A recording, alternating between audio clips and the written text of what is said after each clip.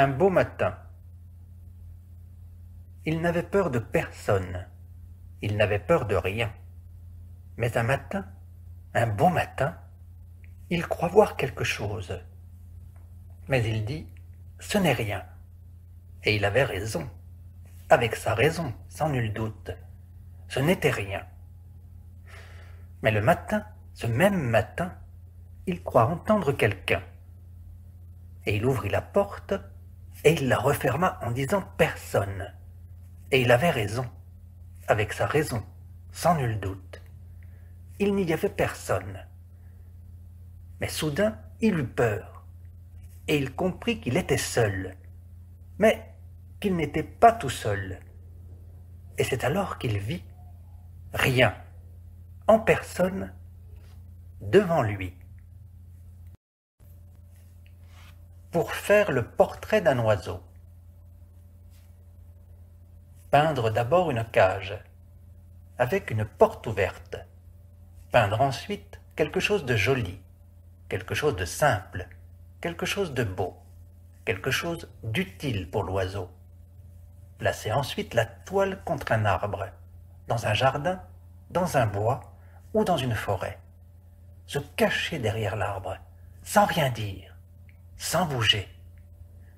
Parfois l'oiseau arrive vite, mais il peut aussi bien mettre de longues années avant de se décider. Ne pas se décourager. Attendre. Attendre s'il le faut pendant des années. La vitesse ou la lenteur de l'arrivée de l'oiseau n'ayant aucun rapport avec la réussite du tableau.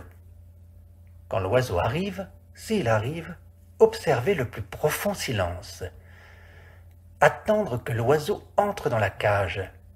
Et quand il est entré, fermez doucement la porte avec le pinceau. Puis, effacez un à un les barreaux.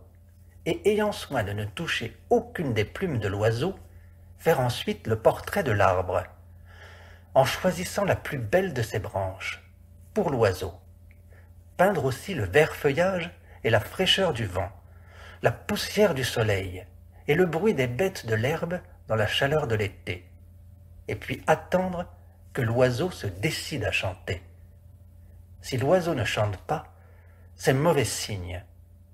Mais s'il chante, c'est bon signe, signe que vous pouvez signer.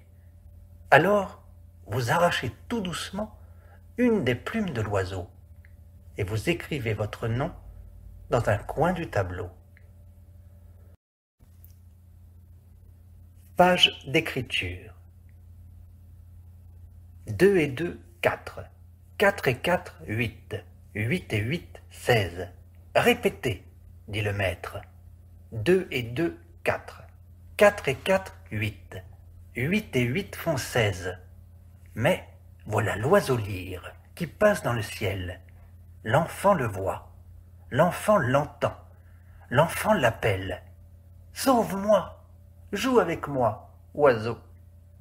Alors, l'oiseau descend et joue avec l'enfant. 2 et 2, 4. Répétez, dit le maître. Et l'enfant joue, l'oiseau joue avec lui. 4 et 4, 8. 8 et 8 font 16. Et 16 et 16, qu'est-ce qu'ils font? Ils ne font rien, 16 et 16, et surtout pas 32, de toute façon. Et ils s'en vont. Et l'enfant a caché l'oiseau dans son pupitre. Et tous les enfants entendent sa chanson. Et tous les enfants entendent la musique. Et 8 à leur tour s'en vont. Et 4 et 2 à leur tour fichent le camp. Et 1 ne font ni une ni deux. Un à un s'en vont également. Et l'oiseau lyre joue. Et l'enfant chante. Et le professeur crie. Quand vous aurez fini de faire le pitre. Mais tous les autres enfants écoutent la musique. Et les murs de la classe s'écroulent tranquillement. Et les vitres redeviennent sable. L'encre redevient eau. Les pupitres redeviennent arbres. La craie redevient falaise. Le porte-plume redevient oiseau. Jacques Prévert.